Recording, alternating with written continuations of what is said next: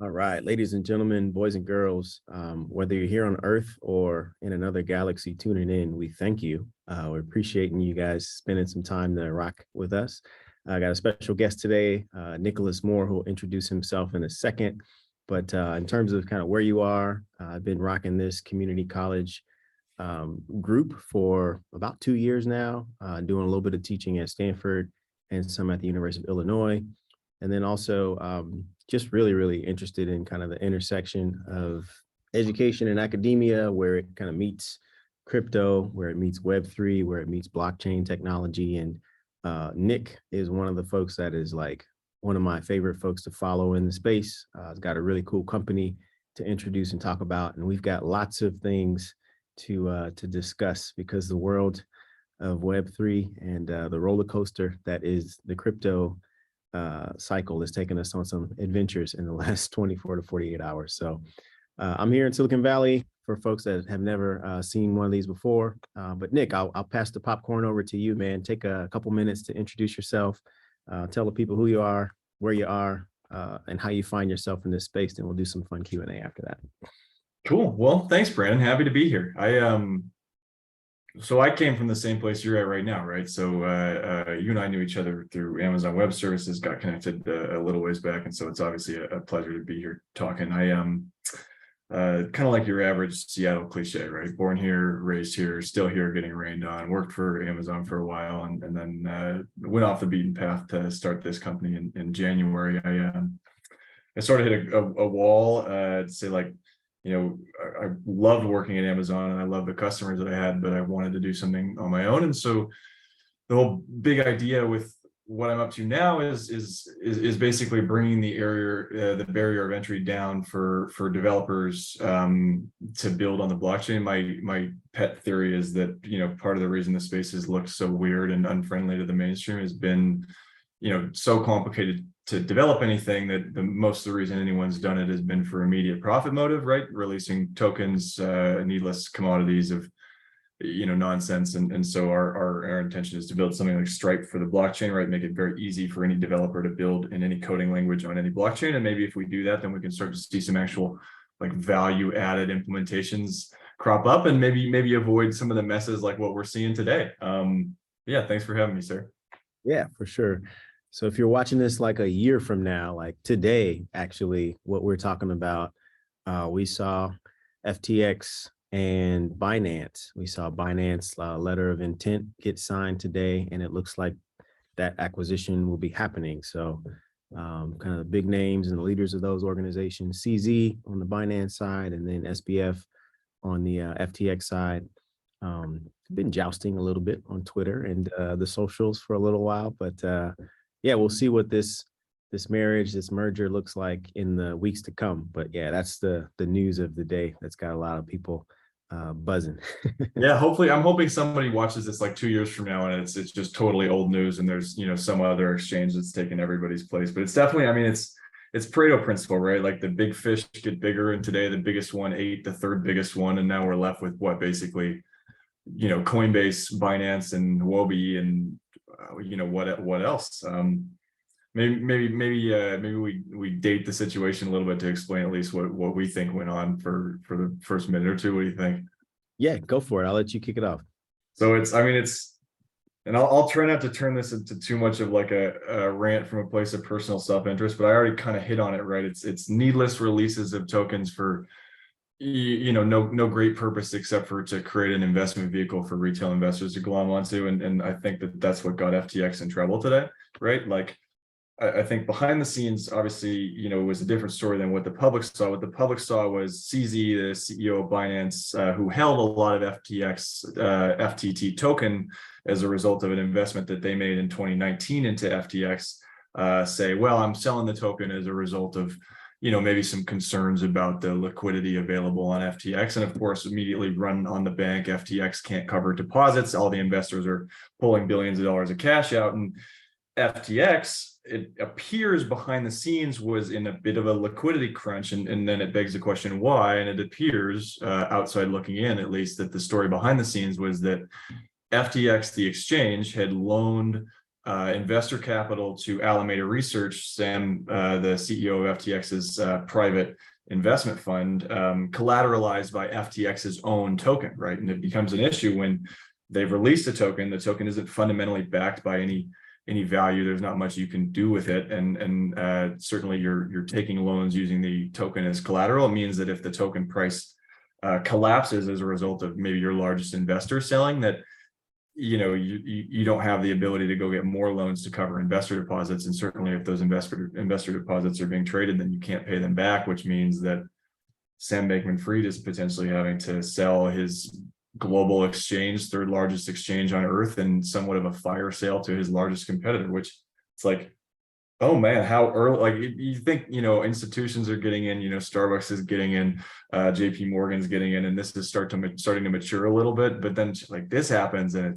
it's, oh man, this is still the Wild West, and maybe some level of cleansing fire is necessary. I don't know. What do you think? It's just weird. Makes me feel bad. See, I didn't see it coming would be like an understatement. I think only in the last few days did I start to realize kind of the truth of the situation. And for the folks that are listening that are like ramping into this space or maybe just getting started, kind of the mechanics of a bank and like how it works, super important here.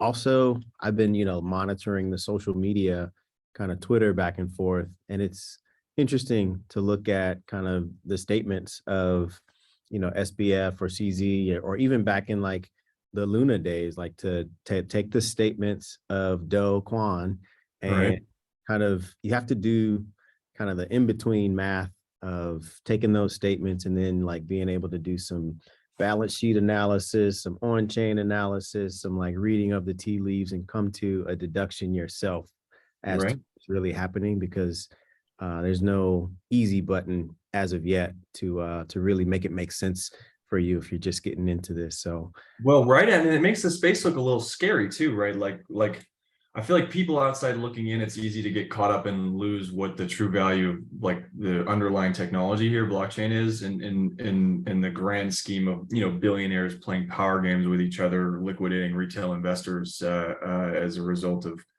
basically chess moves, right? Like Sam has been tweeting for, and I want to make, this is the last thing I'll say on this situation, is he's been tweeting, buy FTT for 2 or 3 weeks straight, NFA, not financial advice, but it's like, are you tweeting that because it's highly illiquid and you need to start to bring some collateral back underneath these loans that you took out on the basis of this token? It seems like, like where in all of this does cryptocurrency or the blockchain actually serve a mainstream user? Like, what does this do for anybody that isn't a billionaire? And I think it's a story that it's, as people like us get deeper into the space, it's like, this is a story that needs to be told. It's like, why, in absence of all these money and power games, is this technology actually useful for a mainstream user? And I think that's the only way it becomes less silly looking. Like, my mom doesn't understand what I'm doing here. She just sees news like this and it's just freaks her out. Is your money okay, Nikolas? It's like, yeah, don't worry about it. Yeah, I'm not coming to live on your couch yet, Mom. I'm independent adult, adulting out here safely. But yeah, you're totally right, man.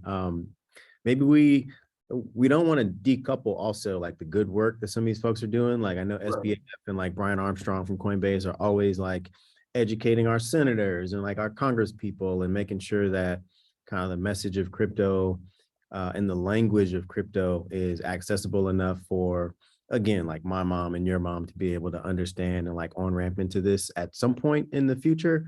But again, this is the first time a lot of this stuff's been done. So it's not clear that the first movers in this space will be the ones that we rely on and are just like everyday using on our iPhones or whatever gadgets we have a decade from now. That part is not clear at all.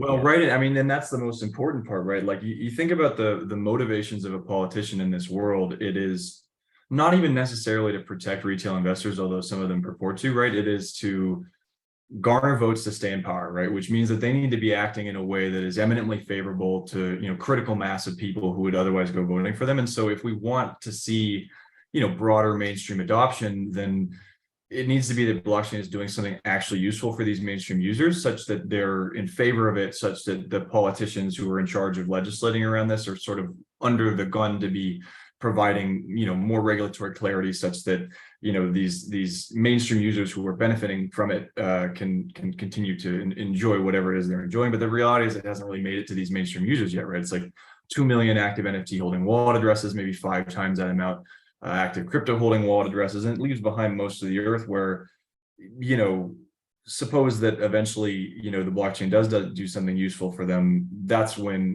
we see, probably regulatory clarity coming out. That's when we see US politicians acting in support of these things, is when they have critical mass of people behind the technology saying, yeah, this is doing something useful for me, and this is solving a real problem for me. And to the extent that the actual blockchain digital primitive is useful, some of that usefulness is being imparted on these mainstream users. It seems like we're a long way off. That's my personal crusade here in starting this company, is like, let's make it easier for people to realize some of these like actually useful implementations, not just sell more tokens. Yeah, amen to that. And maybe we start there. Like the first question could be, especially in light of tech layoffs, right? There's a bunch of people who were part of the Great Resignation a year ago, and then there's kind of a wave of downsizing and belt tightening right now that will probably lead to more people founding companies. So tell me about like getting it started, like for all the entrepreneurs to be who might like check into this in a week or two or 2 years from now.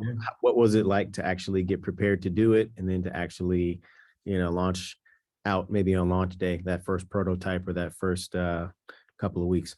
Yeah, I mean, good question. So for the story behind our story is basically like, me and a bunch of buddies who were also in big tech jobs or larger finance jobs hit a that millennial breaking point of like, hey, we're all kind of bored. We've all been in Discord together, chatting, trading stocks, playing video games for 10 years and been professionally successful to a place where we felt like, okay, like we have enough capital to bootstrap a business. We kind of have an idea here. We're all pretty bored of what we're doing. Not to say that I didn't, get challenged at AWS, but, past a certain point for me, it became sort of like I want to do something for myself, and so, for us, it was in this time last year, like maybe we start this as a side project, right? Like maybe we build a Web3 layer for an already popular game. We onboard mainstream users. We test out this thesis of like, where we saw the market going, which was, all things being equal, users can benefit from this underlying technology if the user experience is made the exact same, plus the benefit of, in this case, digital asset ownership. And so for us, it was, okay, let's string together some technology. Let's build this Web3 layer for this game, and took us, 3-4 weeks, and finding out that most of the tech that, an abstracted game could be built on was like not super performant, certainly not performant enough for that Gen Z attention span, kind of clunky and famous last words for any startup. But this time last year, plus a month or two, it was like, well, we're going to build it ourselves. And so, being from Amazon and having a lifetime in software sales, we arrived pretty quickly at like, okay, this is a market opportunity for a shared services platform. And then it was a steep road of all of us to say like, this is a real market opportunity. Like no matter what happens, it's worth taking a bet here. So it's time to quit our well-paying jobs at AWS and Smartsheet and Google and take a gamble here. And then, for us, it was building and then going and finding enterprise customers to do implementations of the technology for, telling the story of like why the tech is actually useful from a brand being able to drive revenue perspective. And then, using that little pool of bootstrap funds plus what we were able to do on contract to build this platform, which we're seeing is sort of like Stripe for the blockchain, due for open release here in another month and in open beta right now. So yeah, just I picked a hell of a time to do it too. I mean, you mentioned the weird pseudo financial collapse that's going on. It's like probably the worst time ever to be an entrepreneur, but like all these layoffs, right? Like you said, Facebook, Twitter, it's like these are the startups of next year. And so happy to at least have sort of a head start. Yeah, potentially like customers in the future, like who knows how, I mean, they pivoted Facebook, really, really hard towards the metaverse, right? And with Twitter being kind of taken over by Elon and kind of the new crew and like half the company going away, maybe, they pivot that particular company into a new direction that will kind of take some of these new startups and some of the new ideas and collaborate with them. So, Right. Maybe it's foundation and protocol model. Like I've been, and I think the like part of this is a wait and see game for people in this space, at least blockchain, but it's like, why is the blockchain actually useful? And what I tell people and what I told, investors when we were raising capital and what I've told our customers, it's like, it's useful for two reasons. It's useful because you can now, confer actual tangible value and ownership to assets that you're digital in the ether, right? That you couldn't previously.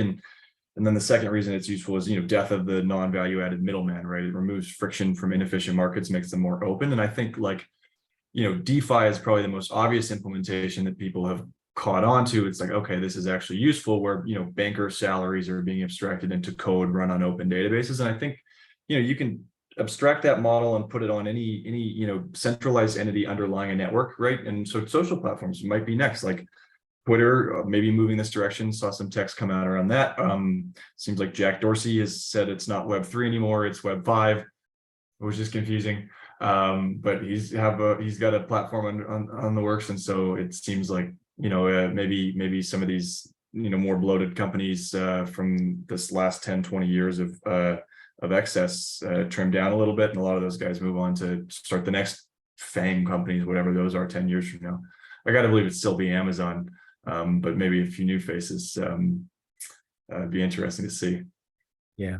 So let's talk about kind of your approach to kind of letting the world know that you're here, maybe a little bit of like hiring and attracting kind of partners. Like what's the way, and one of the things I admire you for is kind of like the boldness of your social media, and just give us a little bit of like your strategy as it pertains to kind of outbound communication, and then maybe even like engagement with the community that you're building, or right, federating from community A over to your community B, in order to grow kind of the pie for all the players. Right. Yeah. I mean, so I think since our right now our best target customer profile, this avatar that we work with, a lot of times the repeatable one is either in product or strategy or marketing at a larger enterprise. We're starting to see a lot more developers now that we've done an open beta release and have now about 100 people trying out the tools that we built for these more abstracted implementations. But for me, that's just like it's an opportunity to tell a new story about what in the world anybody is doing in this space, and sort of like take everything that everybody already knows that the mainstream is skeptical of, right? Put it in a box and say, like, this is the old way and the new way is different, and companies should be thinking about this new way as, we're not necessarily releasing tokens, we're not selling tokens, we're not selling NFTs, we're not using our audiences exit liquidity. And so for me, it's been, what is this new way? Why is this old way wrong? And just saying it as loudly as I can, like from first principles, why is this tech actually useful? Because otherwise nobody cares about it, right? Like we mentioned in the beginning, it's like, it's not going to be important, and we won't see mainstream adoption until it starts to solve real problems for real mainstream users, and past that, in this chicken and egg scenario, drive real value for an enterprise. And so for me, it's like, I'll just go up on my little LinkedIn soapbox and say, like, here's what's wrong, right? Like, this is ridiculous, and this has been ridiculous, and this, new enterprises coming into this world and new people coming to this world should think about it completely differently, from a place of like, why is it actually intrinsically valuable from a technology standpoint? And so, that's a story I'm trying to write here, which is that it is valuable, just not for the reasons that people have thought that it is. And past that, people need to be like using it to drive value instead of extract liquidity from retail investors. And so, trying to ruffle feathers, honestly, like there's a guy, Andy Raskin, talks a lot about strategic narrative. And I think that the best one that I could hang this company on is, we're building blockchain implementations and helping developers build blockchain implementations that serve mainstream users, right? It's mainstream companies, mainstream developers building in a way that isn't as complicated as it has historically been, in service of mainstream users benefiting from this tech. I have a couple interesting stories about some things we're working on behind the scenes I can talk about in broad strokes. There's a Spotify killer coming that has Dr. Dre on the board, that is using one of the wallet piece of technology that we built, and I think those are the conversations that get me really excited. Is like, it's actually valuable to mainstream users, no more silly extractive middlemen. going to be Yeah. interesting. If I could do what I'll do to make this a little bit visual and interactive. So you started with HeroGalaxy, and like this intro has some of the initial objectives that call out some of like your core beliefs and things that you think you could make Yep. better kind of in the world, and ran with HeroGalaxy with the foundation of gaming for a little while. Yep. And recently rebranded over to Utiliti.ai, right? Yep.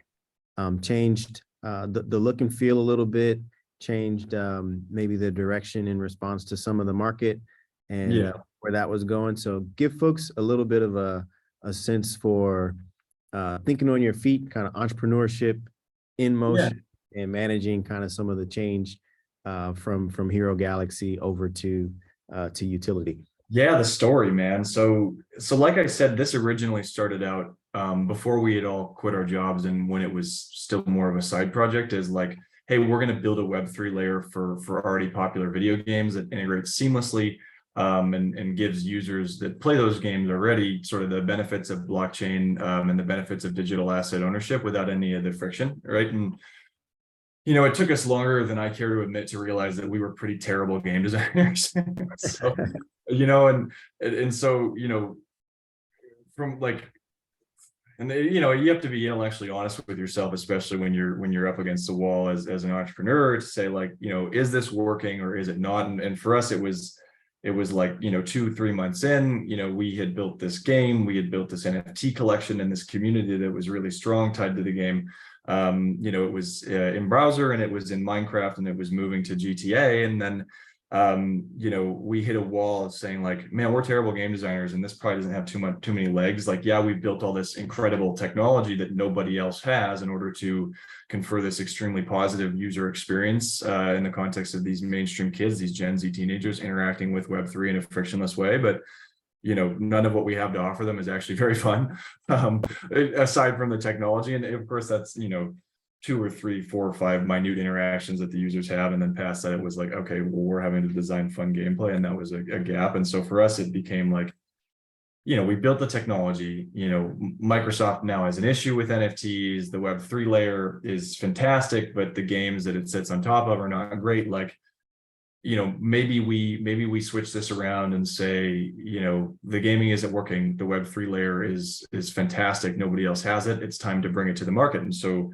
for me being, an enterprise software business development person is what I did at Amazon. It's what I did before that. It was like, well, let's package it up and sell it. Like, maybe we're terrible game designers, but maybe a lot of really good game designers would want to use this to spare themselves having to do the year plus worth of work that we did on the outset. And maybe we can create something more valuable from the ground up with sort of this bedrock that we had already created for ourselves. And that has been like really validating. Like, it's obviously, I wouldn't recommend that any startup founder go try to play pin the tail on the donkey or whatever and build stuff that they don't necessarily know for sure with customers is validated as being useful, right? But that's what we did, right? We built all this for our own purposes because we knew that we needed it.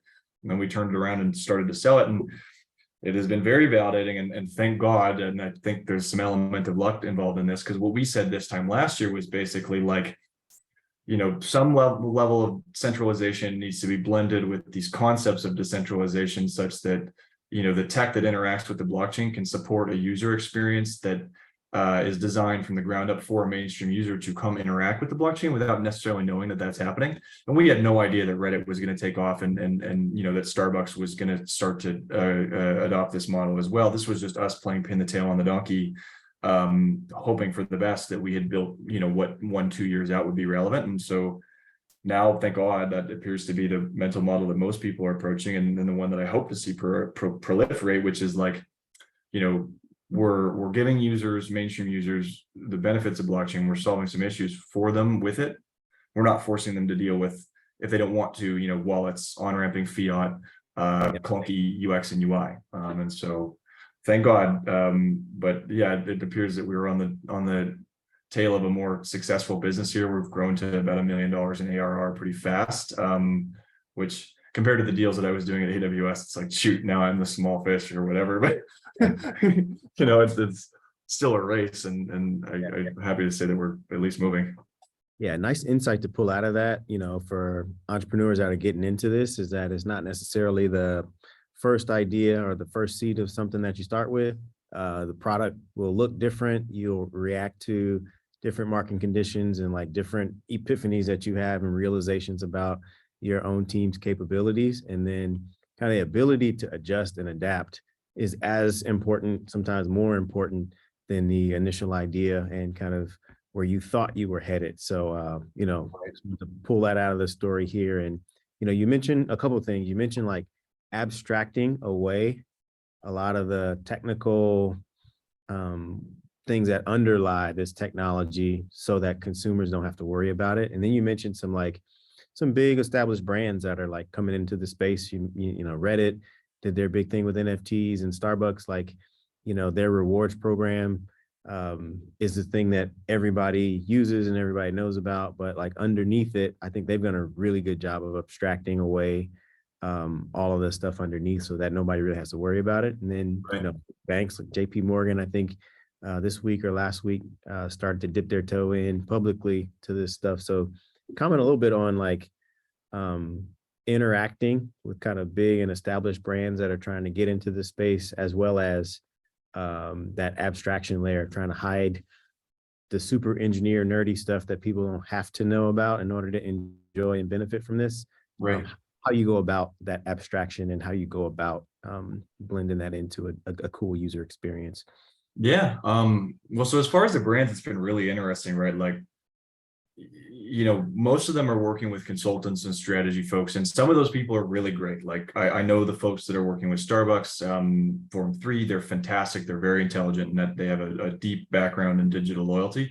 A lot of brands are using like their uncle who bought Bitcoin early as their consultant. And so for us, it's been an interesting place to be where we're getting brought in to do infrastructure and tech implementations to sort of underlie these ideas that other people have thought of, partners or consultants or what have you. And for me, that's been an effort of trying to like nudge people the right direction to say like, is this valuable? Like, are we just doing a mint, and are we going to be beholden to some community who thought this was a security who you now can't really do anything for?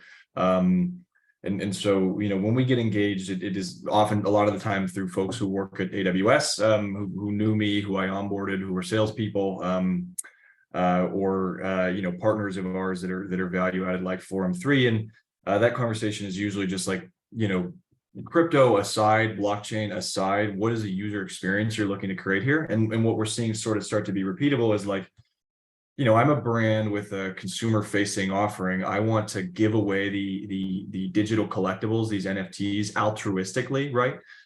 In order to lever consumers into behaviors and encourage them into behaviors that we want to see. And it's playing on this principle of reciprocity. So it's not selling them as a financial instrument. I think that kind of goes away. It's more like, here you go, like here's a memento, in exchange for your loyalty. And it becomes important that that is on the blockchain because it creates sort of this interoperable database for other companies to come partner, right? Like, so now, so Starbucks is an example, right? They know based on who holds the NFTs and where those NFTs are in the wallets, who their best customers are. Top of the Pareto principle produces 50+% of their revenue. And then they can, take those customers up out of their tech stack, put them into an open interoperable database, put them into a community, put them into a Discord, into a mailing list, right? And ply them with more offers that get them into the store and see meaningful revenue uplift. And then likewise, they're able to partner, right? Other companies are able to make offers to Starbucks's best customers because they're all sitting right there. And that's kind of what we talk to enterprises about in this kind of new digital loyalty area. In games, it's more like, digital assets are replacing in-game skins, more friendly for the players. And then there's some cool stuff in travel that we're working on that I can touch on a little bit later. But as far as the frictionless experience, right, it's like, so I'm a blockchain developer, and I want to stand up a user wallet. There's not been a lot of great inexpensive technology to stand up a user wallet behind an existing account system so that the login process doesn't require private keys or on-ramping fiat. And so we built a piece of technology for that. It's like stand up a user wallet behind an existing account login. And then for the users, what the wallet then needs to do is it needs to sit behind, fully interactive behind an existing account system. So anything that they're doing to interact with these digital collectibles, be it, like stepping up and learning more about this ecosystem and moving to OpenSea, right? They can do that, but it's more, opt-in ran from a traditional account system where their user experience is, friendly and more reminiscent of what they've already experienced in TikTok and things like that. And making sure that this, this adoption curve isn't so steep for them. And as far as the tech that underlies that, right, it's like, custodial wallets as a service. We built this transaction gateway that like forwards gas away from the end users into either us paying for the fees or our customers paying for the fees. That never fails. We had to build an AI to estimate those gas fees, and then past that, it's just a bunch of pipes and wiring where we feel like we've built sort of, maybe this is the AWS cliche, but like building block level services that anybody could build any consumer facing blockchain experience on really easily and have all that friction abstracted away. And we think that that's important for mainstream adoption, because it's like back to like when does America's sea of politicians start to like feel like we need to do something favorable about this? It's when 10 million customers of Starbucks or Jack in the Box or Lululemon all have crypto wallets behind the scenes of these accounts, right? They're all holding digital collectibles that they weren't sold, right, but that they benefit from, and they're enjoying their experience with this new technology, like knowing that they can own something in this digital world, right? It's like metaverse isn't here yet, but now I can own this digital collectible. That's important and that's cool. And as we help more people realize that by smoothing out this on-ramp, then our hope is that like we can sort of force the issue around getting some regulatory clarity here in the US, at least, hopefully. Yeah. TBD, I guess. Since you just mentioned metaverse, I'll share my screen one more time. One of the more saucy Nicholas Moore statements, ladies and gentlemen, metaverse is a completely meaningless term that shouldn't be confused with Web3 or blockchain technology. You've made some good comments in this space, some good comments about like tokens that we've already talked about and like the utility versus just not of them. But talk a little bit about metaverse and what we should be paying attention to, or what we can do in the like near term in order to give it value and give it meaning in the future.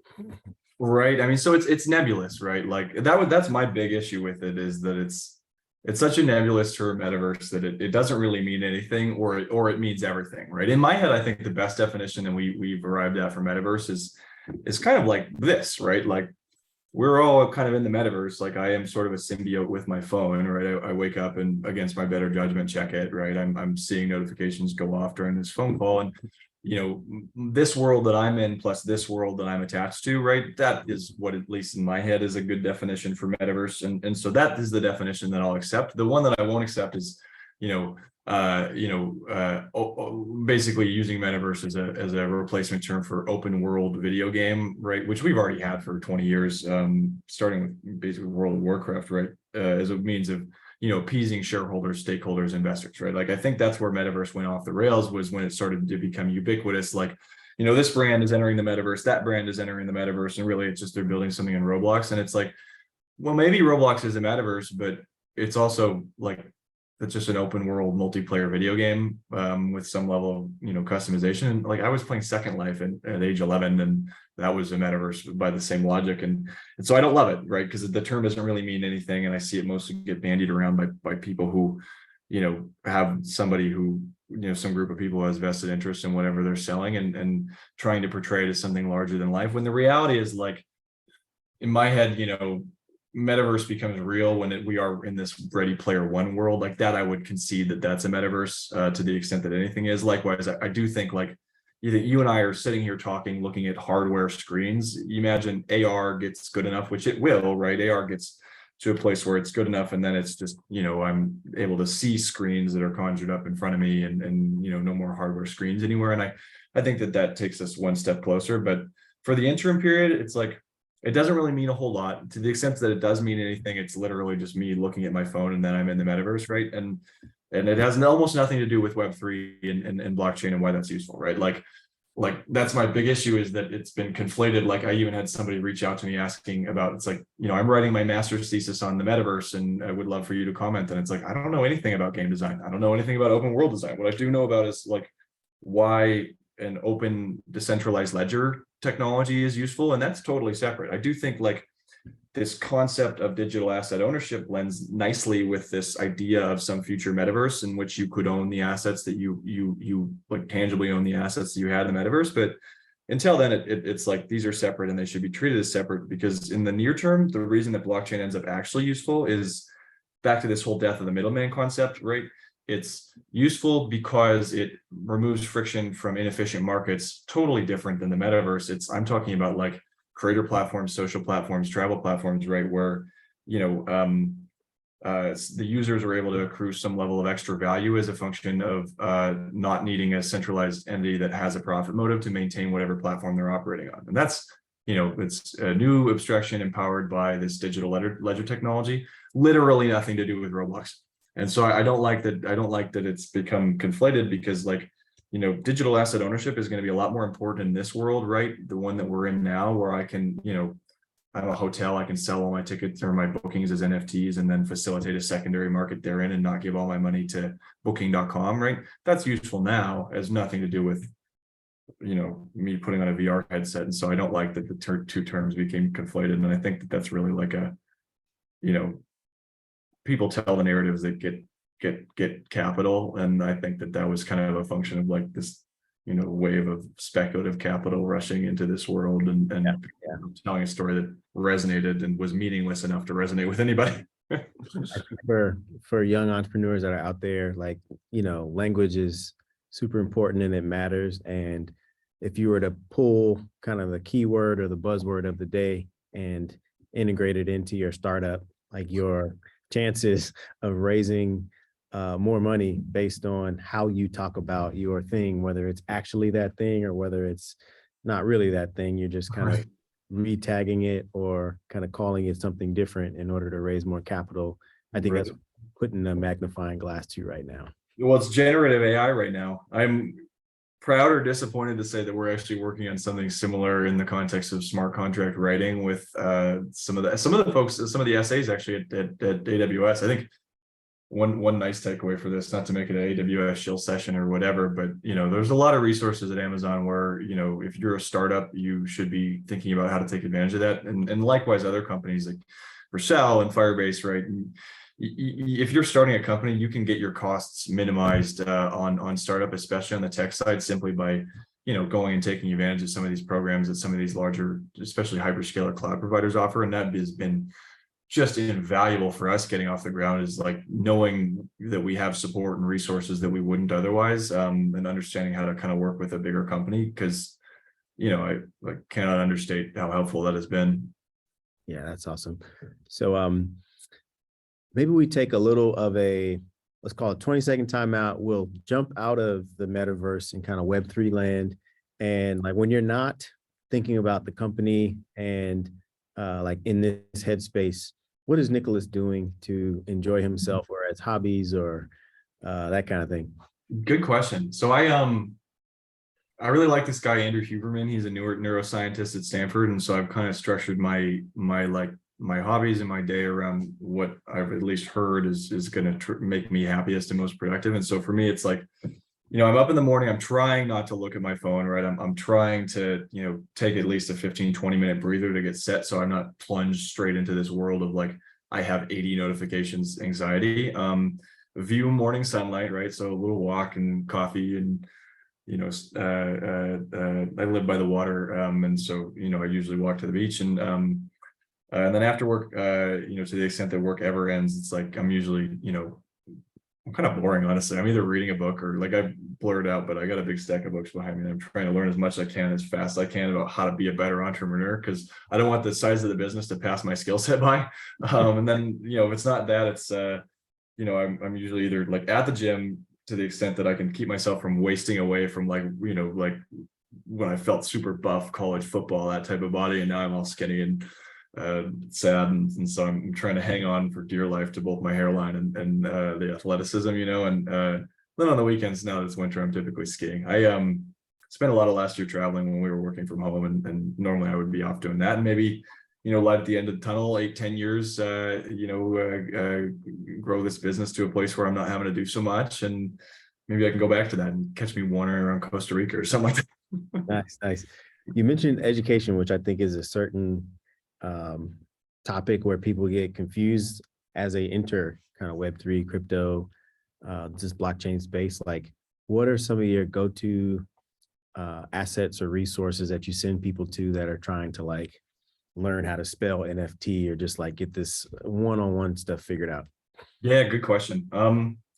So I think I think the like some of the best intro to the space that I've found personally is just like finding people who know what they're talking about, and who are not necessarily from, because there's a lot of people who are sort of like decentralization maxis, and I really like I really like that Bitcoin white paper as a starting point, just to get your head around like what problem is the tech even solving to begin with, because it's like nobody thinks about the double spend problem when they're thinking about blockchain, but really that's what is the root of all of this. And then past that, Anthony Pompliano, Robert Breedlove, I like those two guys if you're looking for sort of that like, why is hard money that's not dependent on a government important type of thesis. And then if you're looking into the actual underlying technology, then actually, so Azuki has this dev Cigar on Twitter. I follow him, and he doesn't really publish a whole lot, but he's really smart and puts out good information about the underlying tech. And then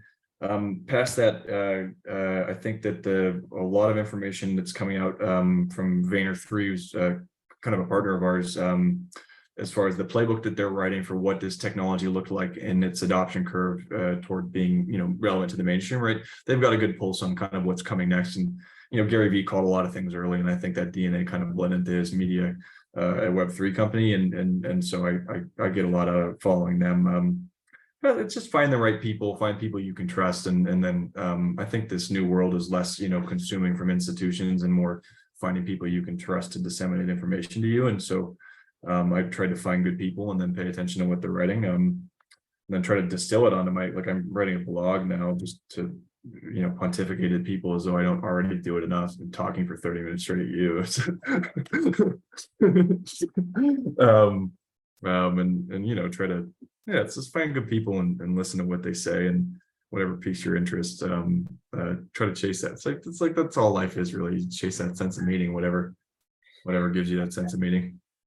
Yeah, it seems like for new people who are kind of corporate types like that I am and that Nick used to be, right? I think the changes when you come to Web3, it's a lot more Twitter, Discord, Telegram. Weirdly, Telegram. Everyone's on Telegram. Yeah, it's so like shocking. if you're considering getting into this space, make sure you download all of those, and you'll still use Slack, you'll still use like regular email from time to time, but like it's been fascinating over the years to kind of see you got to go to where the people are. Like you can't be a big company and wait for them to come to you. It's a different vibe and a different feel. So some of the IRL type of events this year, going to DevCon, going to Consensus, going all these different things, you start to you learn it quickly once you like put yourself out there as a member of the community and not just someone trying to sell something to the community or get something from it. It's been pretty cool to be a part of it. So would encourage anybody who's even remotely crypto curious or bound for blockchain to go and just jump off the cliff, and good things will happen. Well, definitely. Yeah. I think I'd be curious to hear your take, but my take is it's interesting getting into this world because it's kind of flat. Like there's not really too much hierarchy here. You can be nobody in the Web2 world, let's say, and come in as long as you're trying to contribute something positive and add value, you're immediately somebody. And it only really matters. It's sort of kind of, especially in this weird pseudonymous world where everybody's got a PFP that isn't them and everybody's kind of, judged on the basis of their ideas and their contributions as opposed to who they are or who they were. It's like, it's cool to me that it's sort of flattened out, and I think it has got this very loving, very accepting, very democratic dynamic. Partly because, it's like diamonds are formed under pressure. If you're with a group of people where you're working on something is important and is going to help the world someday to the extent that it's possible to put more value back into the hands of end users, but the entire world is ridiculing you and laughing at you over monkey JPEGs and getting fucking scammed by Sam Bankman-Fried or whatever, it's like, it's like outside looking in, it's like looks silly. And so you take strength of character and pass that like strength of bond with the people. But yeah, I would be curious to kind of hear what your experience has been getting into it, because for me, it's like, you use Telegrams? What's Telegram? Yeah, I hear my mom asking, "What's the PFP, mom?" For you, profile picture. Um, so like, I've been following like Moonbirds and like what the Proof Collective has been putting out. Like early days, I scoped out what kind of the Bored Ape scene was and the crypto punks and stuff like that. So I'm not as much of a avid collector right now because the disposable time and income that I have more than likely is going to my three young children, their Fair. trips to Disneyland and like all the stuff that a family asks for. But like, um, I'd say um, just being a former engineer, right? I started my career as a software engineer, so I'm Mm, the kind of person that likes to roll up his sleeves and download the apps or grab the code and like try to run it and then make tweaks to it. So it's been kind of the joy of the last few years to actually just be able to, even though I operate in a business development and the sales and the partnerships role for my main thing, in my teaching that I do and in my kind of personal life, it's been cool to have the inner engineer be able to come out and playing with all these different wallets, playing with all these different dApps, write my own smart contracts and like mm, playing with the fake money on the test nets to be able to see if it actually worked, what I coded up and all that. Uh, yeah. and I'm optimistic that, the engineers of the future and the kids who are in school now, that they'll be able to like step into kind of a job arena and a world that looks like totally different than what like me and you have. And, to the extent that they're doing kind of multiple things as a consultant for what they've already learned, and then as a kind of taker of value as they're trying to continually educate themselves and learn and be curious like for a lifetime. Mhm. I feel like this is going to open up across country borders and just across a bunch of different job categories, because Web3 and blockchain is not just for engineers, right? We need people to help build the bridges across the different blockchains. We need business partnerships that make sense. We need tokenomics and like philosophies that'll actually be sustainable into the future. And, there's only so much that engineers kind of scope like allows them Right. to do. So I also like how inclusive and how broad kind of this area can be.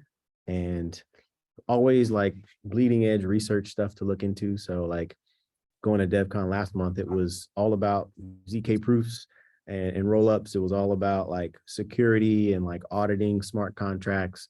So I think academia also has a big part to play in helping us solve some of these challenges so that we can get to the ones, after that.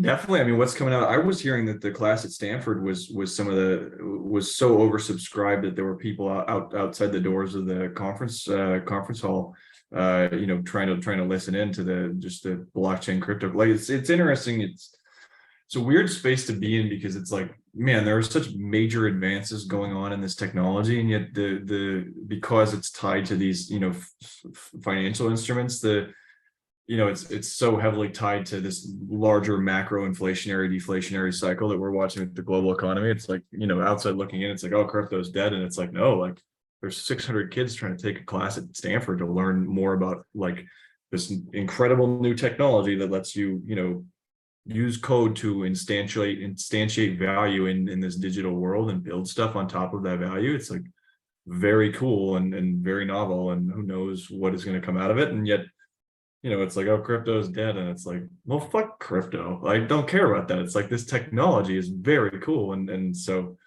I like your point about like, you don't have to be a technical person to get into this world. Like I'm going to say a salesperson by trade, right? Just happens to have a big bag of crypto and has been paying attention for a really long time. And fortunately I have friends smart enough to write smart contracts. And so that I can go talk to enterprises about what can you do with these things. Yeah, something for everybody. And I mean, that class, that's one that I audit. And it's the first time that this course has been introduced, right? This is a 1 unit kind of seminar type of course for Stanford students. And I kind of sit in the back row every Monday afternoon. And I mean, that first couple of weeks, the auditorium itself only holds like 190 people. And the first week it had like 415 people in there. Man, Really, people sitting on the floor in the kind of aisleways, people standing up with their backs to the wall, and then even like you're saying, people in the hallway. So you feel it's a visceral feeling that these students are taking these concepts and turning them into startup ideas that, in this case, they'll apply to the Stanford Blockchain Accelerator in the winter quarter, and they'll work on their ideas so that in the spring or summertime, maybe their prototypes have matured to a level where they're ready to go and raise a small round and right. keep things going. So Brandon, who knows what gets built? Like you need more gray matter in your brain to like come up with 0 to 1 ideas. But I mean, that's what's most exciting to me. It's like, here's this new building block, right? Like, here's a technology that empowers use cases and abstractions that have never existed before. Like, what can you think of that you can do with this? And I would bet you like 95% of the cool stuff that gets built with this building block underneath it has not yet even been thought of. And it's those kids at that Stanford class who are thinking of it. It's not crypto traders or NFT traders or people who are concerned with this, this whole technology's origin and original use case, original purpose as a financial instrument. It's the people who are going to use it to take on giant companies, disrupt people like, Spotify's, the Expedias of the world with this new technology. I'm excited. yeah, Hopefully we can play some small part in that. It's like, that's the whole idea, build Stripe for the blockchain and then let people smarter than us figure out what in the world to build with that. yeah. And if you walk through this door, I mean, I'll say for myself, I've met people that I probably would never have run into except for jumping into this space. Like yesterday in class, we had Scott Moore, like who founded Gitcoin, right? And Right. we talked about DAOs and like kind of flipping traditional fundraising and management of capital on its head. And I mean, just a super fascinating types of conversations. If you've got any intellectual bone in your body and you like kind of going back and forth on ideas, even if you're not, again, like that engineer or that person who's super technical, you can have a lot of cool conversations, meet a lot of cool people. And I like to say Silicon Valley tech, super small. So like you might be wearing a different jersey next time you see that person, and you might be like doing something a little bit different, but Right. relationship layer is something that as long as you don't burn the bridge, can be leveraged, for a lifetime. So Right. it's Yeah. I mean, dude, I'm excited to see what grows up out of that, everything that you're working on, especially at AWS, helping companies like mine figure out this world of how do we blend, Web 2 and Web 3 to move faster in this world. And likewise, these students, it's like, yeah, I think it's a bright, irrespective of, wheel of bears and bulls turning. It's like, I think cool stuff's getting built no matter what. And yeah, philosophically speaking, it's all really interesting. It's like it flips the world's governance model on its head. It's like, power back to the people, Yep. do whatever you want with code. Now you're in charge of what is valuable and what isn't. Pretty Yeah, cool. that's a great like place to put a pin in it. To wrap it up, like give me a place where folks can like find you, like if they're like, Nick, where can I learn more about your work and like what you're doing and what you're up to? Like, give a little. Yeah, probably my LinkedIn. So it's Nikolas, and my parents spelled my name wrong. So it's Nikolas space Moore, Moore. You'd think I was European, but actually they're just hippies. And so you can find me in my misspelled name on LinkedIn, and then all my links are attached to the LinkedIn. I've got a Twitter, but I don't want to subject anybody to the memes that I've been posting. So we'll leave it at LinkedIn. There's a Medium linked on the LinkedIn. And then if you want to see the company, it's just Utiliti.ai, and Utility is, I spelled that one wrong, just an I at the end instead of a Y. Perfect. Well, thanks so much for dropping by. And I guess maybe the last word for, that young lady who's thinking about founding a crypto company, or, that Black or brown kid who's like, man, I don't even know anything about this space, and maybe thinking that they're unqualified to be in it. A couple things that you would do or say to encourage kind of the folks that we want to see enter the space.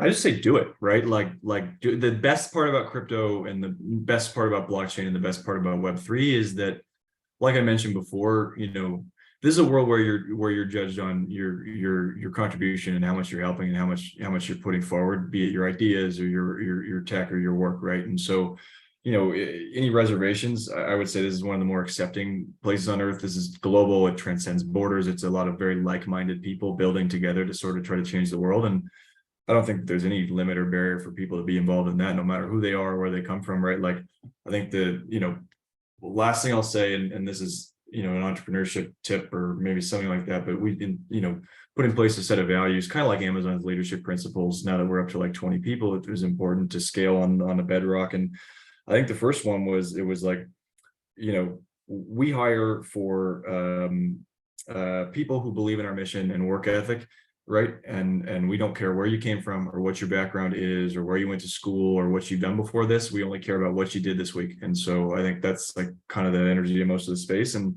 it's like, if you want to be part of this, and my arms are open, I'll interview you, I'll place you, I'll find you somewhere to work. I know plenty of people, and I think that everybody has that kind of same mindset. It's like, there's not too many of us, and we could use all the help we can get. And so please, Yeah, well, there you have it, folks. Really glad to have Nick be able to join us. Until next time, this is election day, actually. So we'll see what the results are and what direction these United States of America take henceforth. But until next time, drink water, stay curious, mind your business, be safe out there, and we'll see everybody next time. Thanks so much, Nick. Thank you, Brandon. All Thank right. you. Bye.